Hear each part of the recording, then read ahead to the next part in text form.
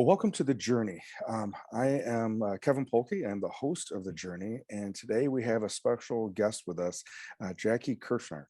And Jackie, welcome to The Journey. So, Thank you. yeah, so um, as whenever we have guests onto the show, before we get into their story, and almost all the guests have some story of how they've had stories of transformation in their own life, stories of resilience in their own life, and then a lot of times how they are then helping others to do similar types of things. And I know that you have your own story regarding that. But before we get into Yeah. that, what is when Jackie has an opportunity for fun? What do you do for fun, Jackie? Oftentimes you can find me running. I am a runner by, I don't know. I do a lot of running. I run a lot of marathons, so you'll find me doing that. And if you can't find me running, then I am probably baking some bread. I got into that when everyone got into it during the pandemic, but I didn't give it up. So Okay, here I gotcha. am continuing. Let me first ask about the bread part. So, is there Yeah. a certain recipe that you have improved upon and that you like the most, or what type of bread do you make? Well, I got a sourdough starter from Crust and Crumbles, which is a bakery in Rockford. And so I have kept my starter going. So I've just made variations on different sourdoughs. I don't know that I've perfected any particular one, but I've tried several different kinds, some of them many, many, many times, but there's so many that are good that I just want to end up making them again. But then there's other recipes that look delicious. So I want to try something new. So it kind of depends on my mood. Gotcha. Okay. And so, Jack, are you from the Rockford area? No, I was born and raised in Minnesota, Okay. and I did my undergraduate degree at the University of Wisconsin. So I spent, you know, undergrad years there. I actually lived in Denver for about a year after college before moving back to Wisconsin. And uh, now I'm here in Northern Illinois because my husband's job brought us here, and now we've been here since 2014. Oh, okay. What does your husband do? He is a TV meteorologist. Oh, okay. Gotcha. Okay. So then, what was he in a market in Wisconsin prior to this, or was this? Yes, yes, he was. We were in La Crosse, Wisconsin, and um, his parent company uh, like offered him a transfer here to Rockford Gotcha. for the Okay. chief job. So here we Oh, are. there we are. Okay. Good. So you went to the University of Wisconsin in Madison, or one of the other UW In Madison, in yes. Madison? Okay. And that Yeah. and that degree was in what? Dietetics or Dietetics. nutrition sciences. Okay. Okay. And so how did you? Yeah. How did you get into running? How did you get into? I'm assuming that was your sport when you were when you were a youngster as well. Yes and no. I actually like did a lot of bike riding when I was a kid, and then in high school, I did a little bit of track. But my school was very small. I went to a very small rural school in northern Minnesota, and we didn't have a cross country team, so I didn't get a chance to do that. So I went out for the track team for a couple years. In college, I actually was on the novice rowing team in my freshman year, and then I just kind of I only stuck with that for a year and just kind of stayed active with, I don't know, the occasional running or going to the school gym. It wasn't until, I don't know, it was in 2011, I signed up for my first half marathon. And then later that fall, I did a marathon. So, So, um, so that was your first race that you ever did was a half marathon. well, I think I had done a 5 mile race prior to that, Okay. but it was Okay. just very like, oh, this might be fun. Okay, so you'll have to help. I don't know about all the individuals listening right now, but I know for myself, running was not that, and maybe it's because of how my body is designed, right? So running is not necessarily easy thing, and to think that I'm going to go from a 5K run or a 5 mile run to a half marathon, which is 13.1 miles, correct? Correct. Okay.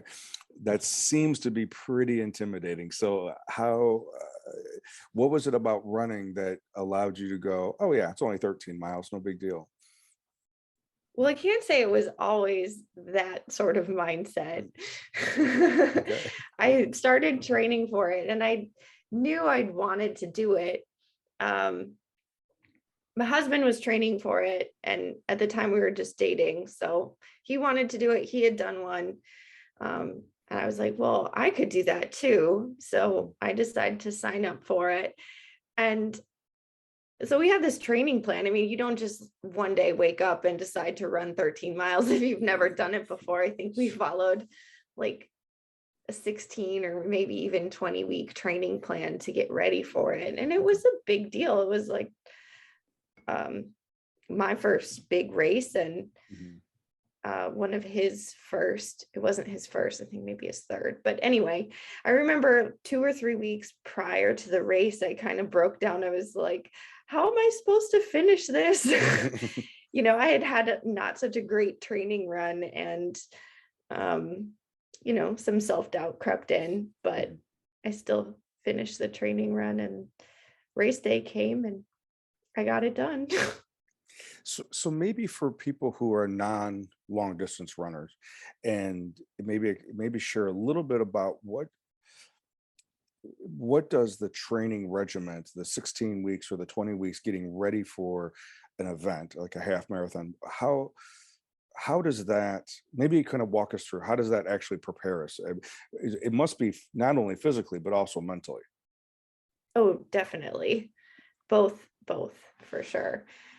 So physically, I mean, you start out with much lower mileage and you might start out running only a couple days a week and you just, I guess, build up a base. That's often what's called as base training. You just have this base mileage that you build up so that you're able to at least complete a certain amount of distance or time. Some people prefer to go off of total time on their feet versus distance. And then as you get farther into the training, that just kind of builds on itself. So each week you increase your mileage by a little bit. And then every couple of weeks, it's important to take a little bit of a step back um, so that you're not constantly going up, which puts you at risk for injury. So you go up, up, up, and then you might take a step back, and then you go up again. And then after a couple of weeks, you take a step back. Um, and then you kind of peak a couple weeks before the race, depending on how long the distance is. And then you cut back right beforehand so that you're not going into your race with a really tired body and really tired legs, um, which would just make your race experience a little bit more difficult if you were really tired from all that training. But that well, so and then mentally, I mean, this can be kind of it's challenging, but it's also good because you can see yourself improving, which helps build up confidence. But as with life, not every run is going to be great. So not every day is going to be great. So some days you're gonna find your running to be really easy, and other days it's going to be hard to get out the door and you're going to be tired, or it's going to be hard to go as long or as far as you wanted to go or as fast as you wanted to go. Some days it's just like, oh wow, how am I supposed to finish, you know, an hour or 2 hours or however long. Um, but that, I don't know, what putting one foot in front of the other, like that mental grind, it does help prepare you for when things get really tough on race day. Um, if you can do it when you're by yourself, then you can certainly do it with other people around you who are there cheering you on. So Sure, sure. Yeah. Well, it's something that you said that I know, at least in my case, when I was bodybuilding, football, it was definitely a trend throughout my whole life, and it became very similar later as a therapist and then business. This idea of kind of like what you were describing earlier, of continuous growth, just continually, that the expectation is this continuous improvement or continuous growth. Hmm. And then you said, for longevity and prevention of injury, that it's important to um, have a growth phase, and then you step back so that Hmm. you can, and maybe explain that a little bit, because as I was talking last week with my guest that was on last week, she's a softball player whose goal is to play in college, and she Okay. we were talking about longevity in the sport, and an overachiever, and if you try too hard in her particular sport, the results are minimal, because it's really the process of letting go with the intention of attempting to do your best performance. And Hmm. so this idea of being able to be in a growth pattern, but then also strategically, stepping it down, taking the foot off the accelerator. So tell us a little bit about that. Yeah. I mean, I'm not a running coach, so I don't know exactly all the science behind it, but I do know that, you know, you're only supposed to accelerate so much at a time. Otherwise, you do put yourself at risk for injury, Mhm. and burnout. And then having that step back week where you give your body a little bit of a time to rest and recover. You're not going back to zero, but it's like the stress plus rest equals growth. So I guess it's having a little bit of faith in that process, that even though, say you've been building and building and building, now you take a step back with your mileage or your intensity, like that extra time of rest is still going to help you overall with your growth, because your body does need time to recover from all that um, work or intensity and the stress that you're putting on it. I mean, that's potentially a lot of time on your feet, or um, whatever exercise or physical activity you're doing or Mhm. whatnot. Your body needs a little bit of time to recover in order to continue to build. If you're constantly breaking it down and you don't give it rest, it's not going to build the muscle to be able to keep going for the longevity you were talking about. It's interesting. I know for me, it is what, reflecting on myself as well as some of the other individuals I used to train with. When you got to that point where you were having success, and you were in that smaller percentage of individuals who's of that success, winning and whatever it may be, Hmm. um compartmentalizing the discomfort, compartmentalizing the pain, almost was, it became easier, and it almost became detrimental. And I remember, at least for me, th- there was times when I struggled with trusting that coach, trusting that guide. And I remember Yeah. the first time that I did it, I w- it, wa- it was a pretty amazing results of what ended up happening. But even later, even with the same coach later, it's like I had to relearn and remind myself to trust that process. Oh, yeah. I mean, it gets really hard. I mean, I still have a hard time uh, taking like a week off or a day off sometimes, or take that cut back week where I bring down the mileage or um, do less intensity.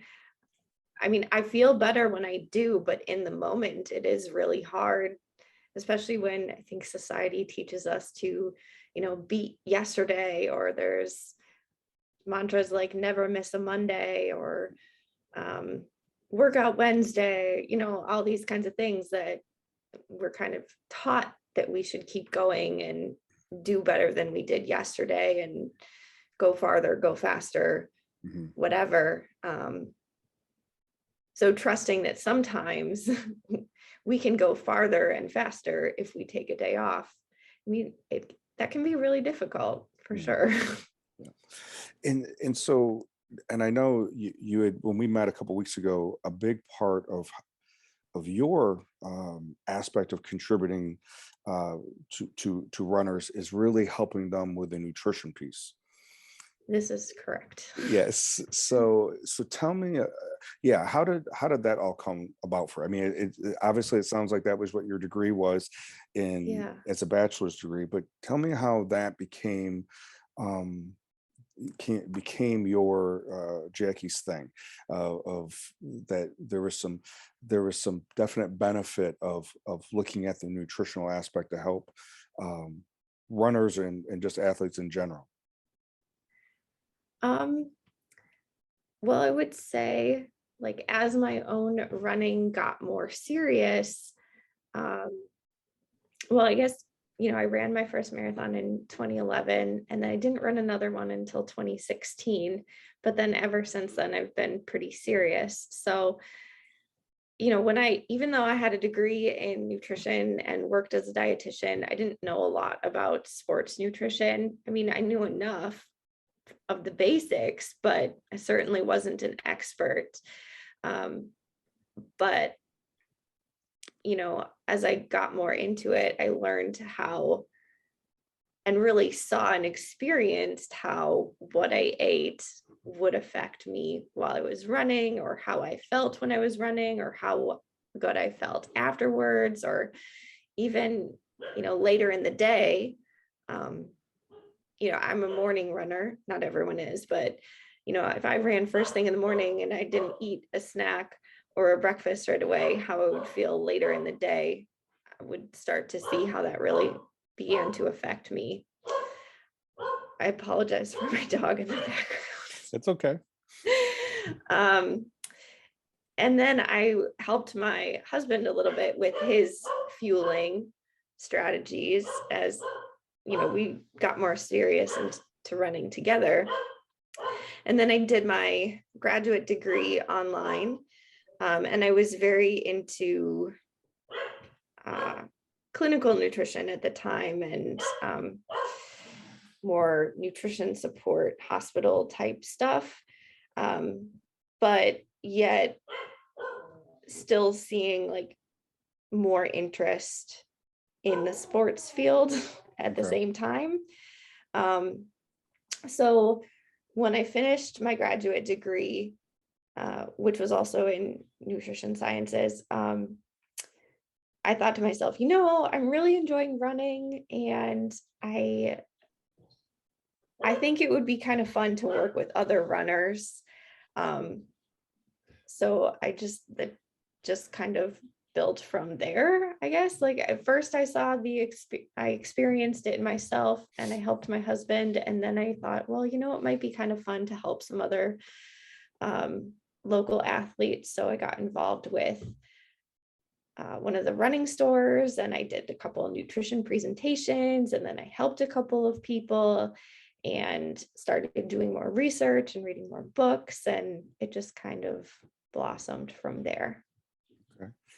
So and it sounds like in a lot of ways that you around here you had to introduce the idea and pitch the idea of what success what results you saw with yourself and with your husband, and then you had to pitch that idea, kind of sell them on the idea of what you were finding and discovering about yourself. Does that sound kind of right? Um, like in a way, yes. In a way, I had to pitch it to myself because I didn't have a lot of belief in myself, given that I didn't have a lot of experience outside of myself. Um, but one of the running store owners knew I was a dietitian and obviously knew I was a runner because I was, you know, buying shoes at uh, quite often, as you do when you run a lot of miles, you go through shoes pretty quick. And she asked me if I would ever be interested in, just doing a general talk. And, you know, I think that's probably what I needed to pursue it a little bit more, because it was something that I had been thinking about, but I don't know that I had enough confidence to go pursue it without that little push. Sure. Okay. Okay. So it was something that she herself knew, and I would say probably a given, similar to like when I was, when I was bodybuilding. Of course, you're trying to have maximum amount of muscle density with the least amount of fat. So obviously, Hmm. nutrition's all about, you know, we're always looking, but it was all on appearance. It wasn't Yeah, necessarily on performance per se. But when I was sure. coaching football or power, when I was coaching power lifters or wrestlers, then it was different because similar to basketball players and runners, is that you were always looking at the performance, not Hmm. necessarily the appearance aspect of it. But I remember my influence and experience had been more about that, how to get as lean as possible, and not Yeah. necessarily how to fuel the body to perform, and what foods to use for that. And I imagine there is definitely a different aspect, that you would be fueling differently for Hmm. someone, especially for a 13 or 26 mile race.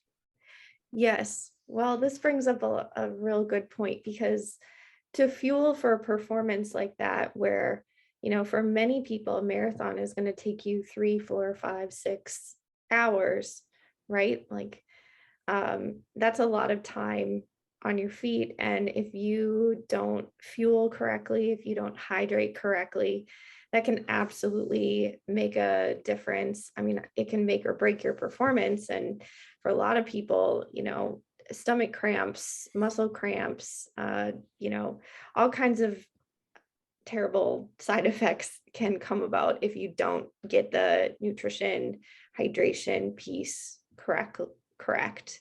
So I mean, that is a huge part of what I talk to people about, is how to figure that out for themselves, how to do it correctly, how to do it in a way that, doesn't, affect their performance as well in a negative way. I think a lot of people are afraid to drink or fuel during a run because they're afraid they're going to have to go to the bathroom, or they're afraid that they're going to get stomach cramps. So they'll just take the risk of getting dehydrated or hitting the wall. So what I help teach them is how to do that without, how to not hit the wall, but how to do that without, having to run to the bathroom. So I mean, the performance piece is huge, but in the running world, there's still very much like a stereotype that, leaner is better. And if you look at a lot of the most elite runners, they tend to be very lean. So a lot of people just have this general belief that you have to be super skinny or you have to be super lean in order to be a runner. Um, and I always like to tell people that a well-fueled runner is always going to go faster, than someone who might be thinner but doesn't have any fuel at all. If you have no gas in the tank, you're not going to be able to go fast, even if you're super lean. Sure, sure. So Which breaking that down for yeah, people. which I know one of the things that back when I was competing in bodybuilding, we're talking, this was 30 years ago, so things have changed so much since then. But there was this mystery that would come. We would train 12 to 16 weeks to get ready for a show, and then the last week before the show, all of a sudden, we were doing these. It felt like, looking back on it, all these tricks to try to to uh, to maximize how our body would appear, in these last few days. And there was all this weird mystical tricks that we would do, and most times, sometimes you would get it right, a lot of times you wouldn't get it right, and it would play out on the day of the show. Mhm. you would either dehydrate or overcarb or whatever it might have been. And and I think back to what you were saying is that the training that you did up into, peaking right before the show, you had already probably practicing that fueling. Oh, definitely. You need to like treat your training runs almost like dress rehearsals for Mhm. race day. There's an adage that in the running and probably Ironman, like triathlon, endurance sport community, like nothing new on race day. And that could be shoes, it could be socks, it could be clothes, but it could also be your breakfast or your fueling strategy. And so that's one of the things I work with people on is figuring out and using those training runs as dress rehearsals for race day, which not only do we know exactly what works and how your body is going to react to it, but it also gives you confidence going into race day, knowing exactly what you're going to do, how your body is going to perform. There's no second guessing anything. There's no like, oh shoot, I haven't practiced this. I wonder if it will work. I wonder what will happen when I do this, because you've already done it several times before. Mhm. We've figured it out and hopefully tweaked it so that it works as good as possible. Sure, sure. So, as you've gotten more into nutritional coaching for maybe in general, but also specifically for athletes and endurance athletes, how long have you been doing that? How long have you been specifically working with athletes um, and endurance athletes? I would say I've been working with them for about 2 years now, Okay, not exclusively, but I started pursuing that more heavily and working with them directly for about 2 years now. okay, gotcha. And as you have, like many things in life, right? We have an idea about something, and then someone's, and maybe we don't do anything with it. We just think about it a lot, and then an opportunity happens, like the lady at the store, the owner of the store, Hmm. and then we say yes because we find ourselves saying yes, and then Yeah, next thing you know, we're coming up with a workshop, right, and a right. presentation. And what was it? What was the, if you think back on it, what was the thing that affirmed you when you were either one-on-one working with someone or giving a workshop that you go, I think this is something that I want to do. This is something that I have something to contribute here. I don't know if there's been any one moment, but there have been maybe several little moments throughout the process. One of the first people that I worked with asked me for some tips before a half marathon, and we didn't have time to talk, so I typed them out for her. And I had all this worry that they weren't going to be good enough tips, but she took them, she did her half marathon, and she wrote back and she was like, this was amazing. I felt the best I've ever felt. Like I never hit the wall, I never had cramping, I had enough energy to walk my dog after the race, which has never happened. Most of the time I just want to lay on the couch for the rest of the day. um, so that was probably like the first like really good feedback that I got, and I was like, oh wow, this is cool. Like I, I really enjoy the sport myself, and I love to help people have that same enjoyment. And, if you feel like lousy afterwards, it's hard to enjoy it and continue with it. And so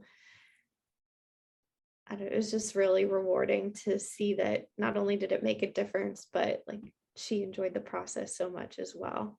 So like little moments like that throughout the way have really reaffirmed like, hey, this is worth doing, this is worth pursuing, this is worth continuing with. Well, and I think that's the interesting, as I'm listening to you talk, and you didn't say it in these words, but you kind of, it's been a theme, is that has been your goal with the clients that you work with, You want them to have, not only have a great performance, but you also want them to have a good experience in the training and a good experience when it comes to their event. Yeah, yeah, absolutely. I mean, so many people, get hooked on running or racing, and they find it really fun. And I once was talking to a guy, and he was just really enjoying the process of running, but every time he got to a major event, he would have like muscle cramps, or um or hit the wall, or something would happen where the the race wouldn't finish the way he wanted it to, and it wouldn't finish the way he had trained for.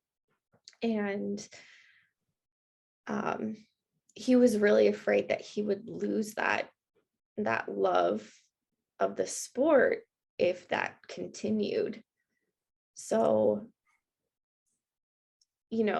for him, it wasn't just about, finishing the race without a muscle cramp. It was being able to continue this habit, this um, hobby, this, activity for life, you know?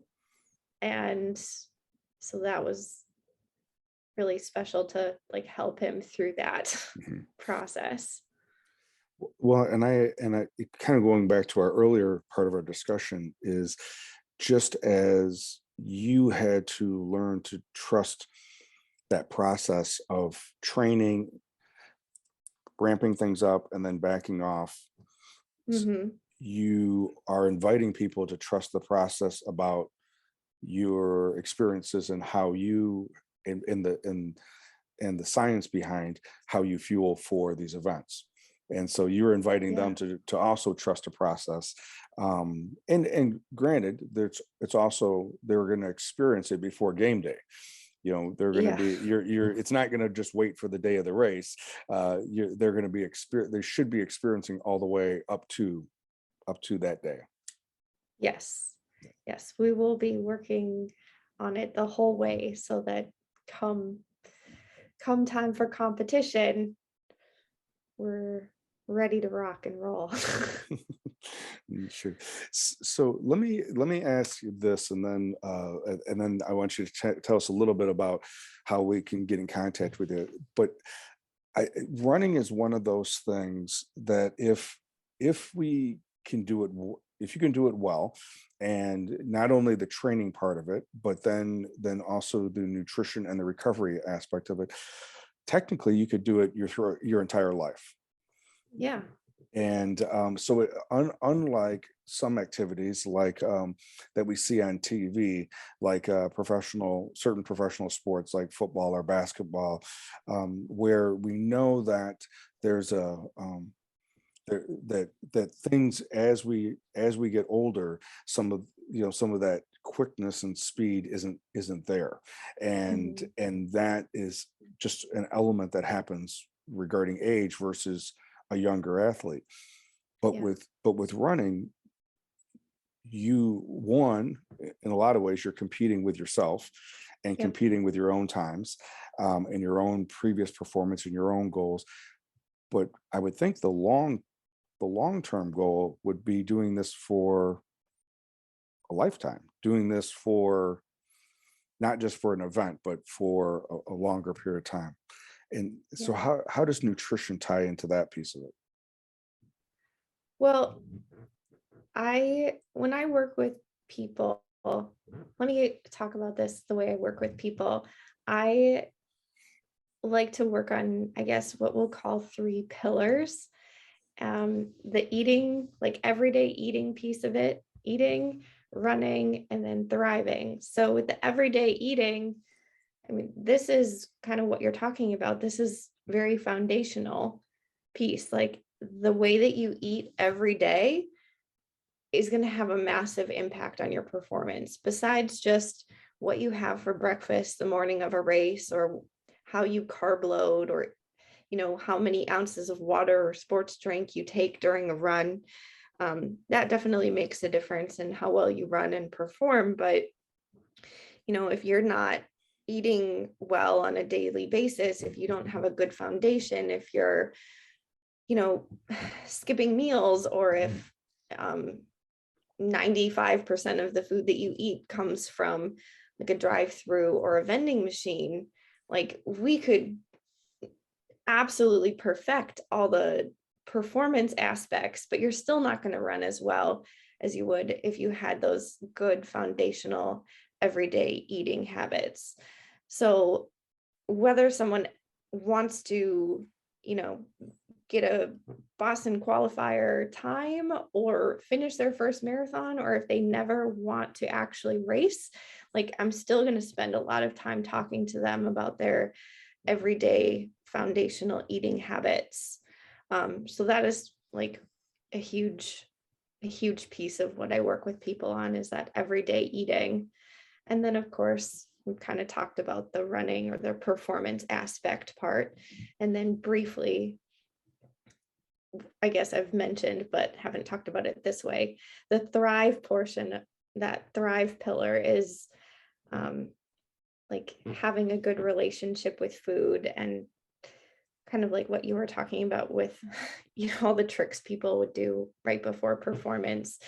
um just you know food could be like your training partner. It can help you get to the next level. And um if you're constantly punishing yourself with food or whatnot, you're not gonna that's eh, you're never going to perform as well as you could if you had a good relationship with it as well. So um, for the long termers, the everyday eating and then having a good relationship with food, like those are huge Mhm. aspects of it. So that's why I have these three pillars that I work with people on. And I think they're all really important. And some people need more help with one than the other, and that's fine. So it kind of depends where your focus needs to be. Well, I, just briefly, having been a person who has wrestled with, no pun intended, has started with wrestling, and that's where it first began, and working out and wrestling, and then later it became bodybuilding. But there was a lot of for early on, my early experiences were a lot of shame around food, Hmm. and looking at my body and as a machine, and food was just fuel. And then there was this it was this reward punishment cycle that I would go into, and so there's a lot of Yeah. mental energy around food. And Yeah. if if I would have known someone like yourself, that actually knew and could coach me on the mental and emotional piece of it, not just the intellectual piece of it, I think there would have been a whole lot less distress when I was training for shows, Yeah. because there was a lot of inner conflict, let Oh, for alone sure. what would happen when we were in the off season, or when I was in the off season. um, Yeah. so It's a big thing for a lot of people, even people who don't think that it's a big thing for. I mean, we have so many rules that we've created as a society about what's acceptable to eat. There's a lot of language around food, like this is a good food, this is a bad food, and then it kind of almost translates into, well, I ate this bad food, so I'm a bad person, or I ate this good food, so I'm a good person. Or, if you look at different trends of different fad diets over the years, just all kinds of rules and um, attitudes that we have surrounding food. And I just want to help people break them down and, you know, enjoy good food, but then enjoy food that they really like, that maybe isn't the most fuel efficient food, so to speak. Yeah, I mean, food can be fuel, but it can also be, memories and culture and fun and celebration. And um, you can have a donut or whatever your favorite food is, and it doesn't have to be riddled with guilt, or you don't have to. go exercise for an extra hour just because you ate a donut. So that's what I want to help people with too. Sure. Well, Jackie, I really appreciate you being on here and just giving a little bit of an idea of what you are bringing to the Rockford area with, not only with endurance athletes, but obviously other individuals who maybe want to learn more and want to change their relationship with food. And Yeah. so Jackie, what is the best way if one of the listeners wanted to reach out to you? What's the best way for them to do that? Probably the best way would be to find me on my website, which is www.jackiekirchnernutrition.com. I'll warn you, there's pictures of me running, and it's very aimed at runners and endurance athletes. But if you're a local person and this resonated with you, just reach out. I'd be happy to talk to you about how I can help. So my website's probably the easiest. You can also find me on Instagram. My handle is at fuelbetter.runfaster. Okay. Fuel better, run faster. Dot run faster. That run faster. Okay. And then your website again is JackieKirchnerNutrition.com. Correct. Okay, perfect. Okay. Well, Jackie, once again, thank you for being here. I can tell that you're extremely passionate about what you do, and I think you have a lot to offer the community as a whole, as well as the individuals who have the opportunity to meet you and work with you. So thank you again. Yeah, thank you for having me. Happy to be here. So, for any of you that are listening, just as Jackie was talking about this idea of being able to use food and look into our relationship with food and looking at the longevity of it, not just for an event. If any of this resonates with you, definitely reach out to Jackie, reach out to me, and we will can get you linked up with Jackie. Regarding not only about the nutrition piece, but if there's anything else that resonated in our talk today, definitely reach out and be able to share this with someone who may find that interesting or helpful as well. As always, thank you for being here, and I look forward to being with you next week.